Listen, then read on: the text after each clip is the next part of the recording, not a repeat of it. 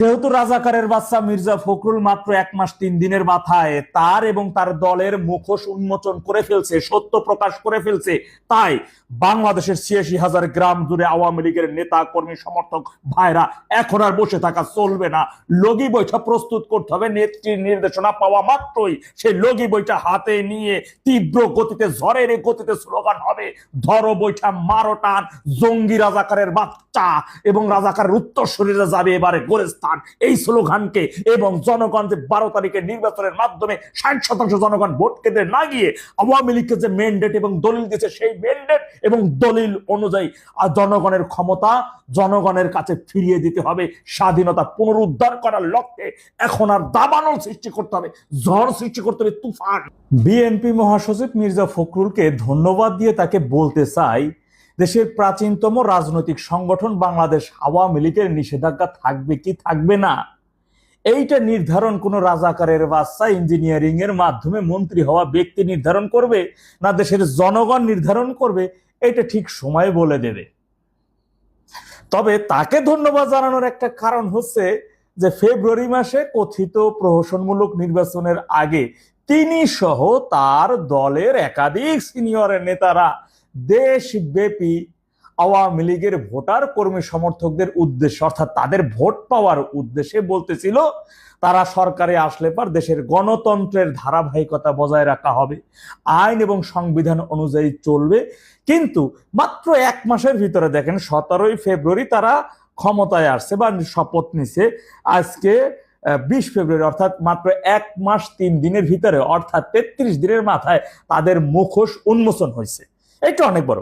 মার্চের প্রথম দিকেই বলছিলাম যে এই মাসের মধ্যে আওয়ামী লীগের নিষেধাজ্ঞা উঠে যাওয়া সহ বিভিন্ন জায়গার কার্যালয় উদ্বোধন ও দলীয় অনেক কার্যক্রম শুরু হবে বলে আমরা প্রত্যাশা করছি। এটা ছিল কথাটা, প্রত্যাশা করা হয়েছিল, কিন্তু সেটা ছিল যে বেইমানি না করলে সেটা হবে। আর যদি বেইমানি করা হয় তাহলে তার জন্য আমাদের সর্বোচ্চ হইলেও 1 বছরের মতো সময় লাগবে, সর্বোচ্চ হলে 1 বছর।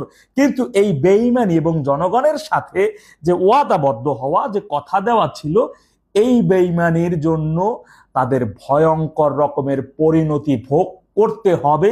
এইটা চিরন্তন সত্যি কথা। তারা কিন্তু একটা রাজনৈতিক দল, তাই না? সেই পরিণতির জন্য এখন অপেক্ষা করতে হবে।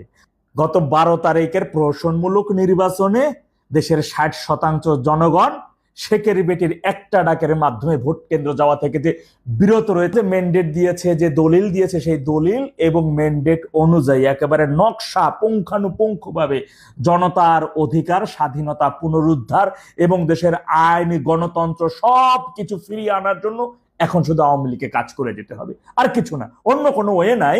যে সকল আমাদের আওয়ামী লীগের মধ্যে অনেক নেতারা, বিশেষ করে সিনিয়র পার্সন, হ্যাডোমালা নেতা যাদেরকে বলি আমি সবসময়, তারা যে একটা প্রত্যাশার মধ্যে ছিলেন যে আশানুরূপ ভাবে তাদের চাস্তুতো ভাই বা দুলতুতুস ভাই, হ্যাঁ, যাদের সাথে ব্যবসায়িক একটা পার্টনারশিপ আছে ওনাদের সাথে, তারা চিন্তা ভাবনা করছিল নির্বিঘ্নে সুন্দর মতো করে তাদেরকে কোলে তুলে একেবারে দুলাভাই আদরে তাদের বাড়িতে নিয়ে বসাবে। আশা করি এবার তাদের ঘুমটা একটু ভাঙছে।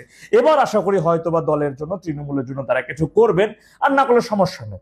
আলহামদুলিল্লাহ, এই দেশের প্রায় 8.5 কোটি জনগণ আওয়ামী লীগকে যে সমর্থন দিয়েছে, সমর্থনের মাধ্যমে তারাই জনগণ নির্ধারণ করবে এবং আওয়ামী লীগ নির্ধারণ করবে ইঞ্জিনিয়ারিং সরকার কতদিন থাকবে এবং রাজাকারের বাচ্চাদের, রাজাকারের উত্তরসূরিদের, মির্জা ফখরুল সহ যতগুলো রাজাকারের বাচ্চা আছে, উত্তরসূরি আছে, তারা কতদিন ক্ষমতায় থাকবে, কতদিন তারা গলাবাজি করবে, সেটা নির্ধারণ করবে এখন বাংলাদেশ আওয়ামী লীগ। সেটা নির্ধারণ করবে আওয়ামী লীগের জন্য অপেক্ষা করা দেশের 8.5 কোটি জনগণ। আশা করি সেই প্রত্যাশিত সময়টা এখন আর বেশি দূরে নাই। তৃণমূলের সকল নেতা কর্মীরা উল্লাসের সাথে, প্রতিশোধের টানে এবং স্বাধীনতা পুনরুদ্ধারের লক্ষ্যে, রাজাকারের বাচ্চাদের নিধন করার লক্ষ্যে, জঙ্গিদের নিধন করার লক্ষ্যে, ধরো বৈঠা মারো টান, জঙ্গি রাজাকারের বাচ্চা যাবে গোরস্থান, এই স্লোগানকে সামনে রেখে এগিয়ে যেতে হবে। আমাদের অধিকার, জনগণের যে ম্যান্ডেট দিয়েছে, সেই অধিকার আমরা আদায় করে ছাড়বো ইনশাআল্লাহ। জয় বাংলা, জয় বঙ্গবন্ধু, বাংলাদেশ চিরজীবী হোক।